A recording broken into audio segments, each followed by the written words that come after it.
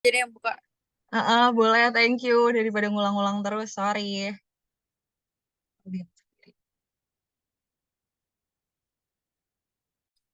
Oke, Assalamualaikum warahmatullahi wabarakatuh. Kami dari kelompok 3, Modern Food Technology kelas H, akan mempresentasikan mengenai Milk Derivative Antibacterial Peptides atau ABP. Berikut merupakan anggota kelompok kami, yaitu ada Hana Fahira, kemudian ada saya sendiri, Anissa Zara, kemudian ada Deni Syihab Sari, dan ada Kiptia Rahman. Selanjutnya akan dibacakan oleh Hana.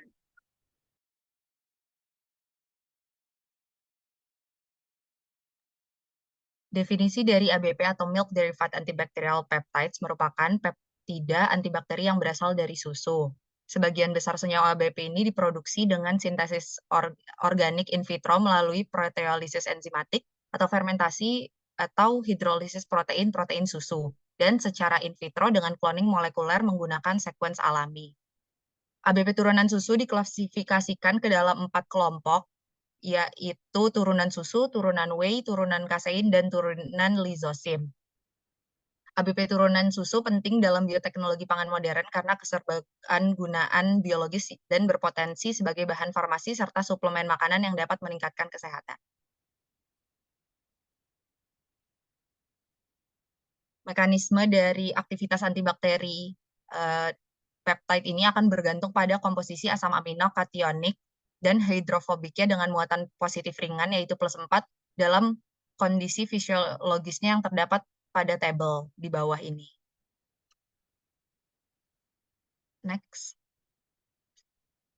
Sebagian besar ABP yang memiliki muatan akan menghambat membran lipid sehingga mengakibatkan perubahan permeabilitas dan transport properties yang dimilikinya. Kemudian asam amino yang bermuatan positif akan sangat aktif melawan bakteri gram positif dan juga bakteri gram negatif. Selain itu juga ABP ini akan dipertimbangkan untuk berinteraksi dengan bakteri DNA serta RNA sehingga dapat membentuk ikatan hidrogen dengan zat seperti 3,4 dihidroksifenialanin atau natrium klorida. Nah, hal tersebut yang akan menyebabkan pelarutan membran atau pengikatan spesifik pada asam nukleat.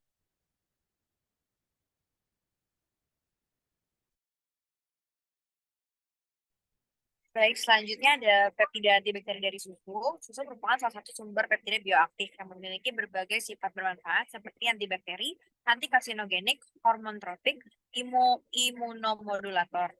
Susu juga mengandung peptida imunologi seperti laktoferin, laktoperoksidase, dan lisosim yang bertindak sebagai penghambat bakteri dan membantu mengurangi pertumbuhan patogen. Ukuran peptida yang lebih kecil memberikan kemampuan difusi yang cepat ke dalam membran sel patogen dan membuatnya bocor, sehingga memiliki efek langsung dalam menekan dan mengatasi infeksi bakteri.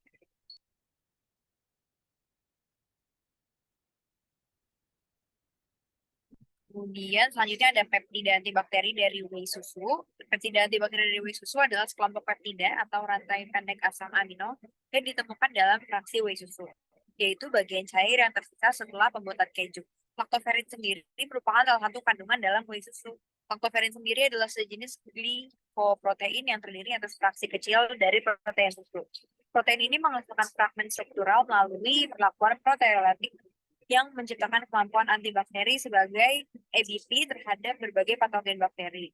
LP atau laktoferin ini ditemukan dalam 2 varian protein, yakni manusia, laktoferin human, dan laktoferin bovin atau sapi, dengan potensi antibakteri terhadap berbagai strain bakteri, baik yang positif maupun negatif.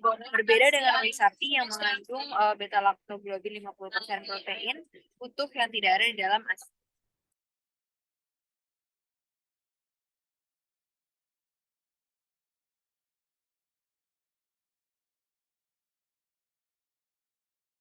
Selanjutnya adalah peptida antibakteri dari kasein.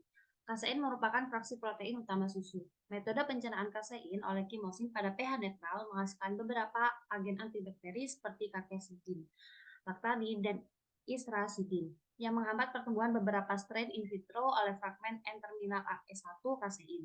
Selain itu, pencernaan proteolitik simosin juga dapat menghasilkan fragmen lain terdiri dari kasein A dan B yang menghambat beberapa patogen, di antaranya Staphylococcus aureus, Sarcina lutea, Bacillus subtilis, Diplococcus pneumoniae, dan Streptococcus pyogenes.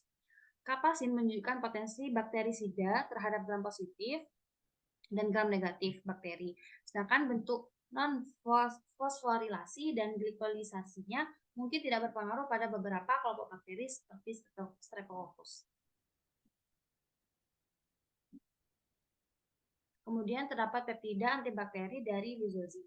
Lizozim yang berasal dari susu memiliki potensi yang signifikan untuk dikenali sebagai senyawa antibakteri melalui reaksi lisisnya. Beberapa ABP turunan lizozim ditemukan menunjukkan aktivitas antibakteri dengan kemampuan memasukkan keduanya dengan cepat pada bakteri E. coli dan Staphylococcus aureus. Peptida ini dapat menyebabkan gangguan signifikan pada membran karena afinitasnya yang kuat terhadap lipid dengan gugus kepala yang bermuatan negatif.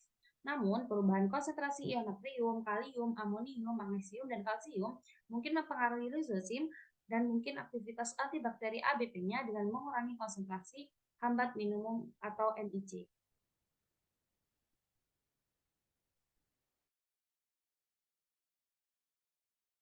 Selanjutnya merupakan 4 metode produksi ABP. Yang pertama itu dapat dilakukan dengan cara proses fermentasi, di mana fermentasi dilakukan dengan melibatkan bakteri asam laktat atau BAL untuk produksi ABP dari protein susu. Kemudian LAB ini menguraikan protein menjadi fragmen strukturalnya sehingga menghasilkan produksi peptida bioaktif dengan sifat antibakteri. Kemudian fermentasi umumnya digunakan dalam produksi pangan fungsional dan dianggap aman. Kemudian metode yang kedua itu hidrolisis protein dengan enzim ekstraseluler. Metode ini melibatkan penggunaan enzim untuk memecah protein menjadi fragmen peptida yang lebih kecil dan menunjukkan aktivitas antibakteri. Kemudian hidrolisis BAL ini serta penerapan peptidase dari organisme lain dapat digunakan untuk hidrolisis protein. Next. Untuk metode yang ketiga itu ada DNA rekombinan, di mana teknologi DNA rekombinan ini digunakan untuk menghasilkan ABP yang besar melalui rekayasa genetik. Kemudian wilayah pengkodaan ABP ini dibuat dan dikloning menjadi vektor ekspresi prokaryotik, seperti contohnya itu E. coli. Kemudian teknologi DNA rekombinan sangat berguna untuk sintesis ABP dan protein besar. Yang keempat, ada sintesis organik, di mana ABP berukuran sedang dapat disintesis dengan melibatkan sintesis kimia peptida menggunakan sintesis peptida fase padat. Kemudian sintesis organik memungkinkan produksi ABP spesifik dengan sifat yang diinginkan. Masing-masing dari metode ini memiliki kelebihan dan keterbatasannya sendiri. Hal ini tergantung pada faktor-faktor seperti skala produksi, ukuran ABP yang diinginkan, dan penerapan spesifik. Next. Selanjutnya mengenai aplikasi dan feature perspektif ABP. Untuk aplikasinya sendiri, pada saat ini ABP itu dapat digunakan sebagai pengawet alami pada produk makanan untuk menghambat pertumbuhan bakteri patogen dan meningkatkan umur simpan. Yang kedua, ABP dapat digunakan sebagai bahan tambahan dalam pembuatan kemasan makanan untuk mencegah kontaminasi bakteri. Yang ketiga itu, ABP digunakan sebagai bahan fungsional dalam pengembangan produk makanan baru dengan manfaat, nutrisi, dan kesehatan yang lebih baik. Di samping dengan aplikasi dan keuntungan dari ABP ini, masih ada challenge atau kesulitan dalam produksi ABP, yaitu beberapa ABP memiliki efek samping yang toksik. Kemudian pada literatur ini menjelaskan future perspektif pengembangan dan potensi-potensi ABP di masa mendatang. Yang pertama itu dengan cara meningkatkan sifat fisikokimia ABP dan mengurangi efek samping toksiknya dengan cara menggunakan siklodextrin untuk meningkatkan kelarutan ABP dan mengkombinasi ABP dengan antibakteri dan prebiotik lain untuk meningkatkan kemanjurannya. Kemudian yang kedua, ABP berpotensi dalam bidang nanobioteknologi dalam merancang bahan nanohibrida dengan ABP untuk meningkatkan biodistribusi dan sifat penghalang. Distribusi bio ini mengacu pada distribusi dan pergerakan suatu zat seperti obat atau senyawa di dalam tubuh setelah pemberian. Jadi bagaimana suatu zat itu didistribusikan ke seluruh jaringan dan organ yang berbeda dan bagaimana zat itu dikeluarkan dari tubuh. Kemudian untuk sifat penghalang ini yang dimaksud adalah penghalang biologis yang bertindak sebagai mekanisme perlindungan untuk mencegah masuknya zat berbahaya ke dalam jaringan atau organ sensitif. Next. Sekian dari kelompok kami. Terima kasih. Wassalamualaikum warahmatullahi wabarakatuh.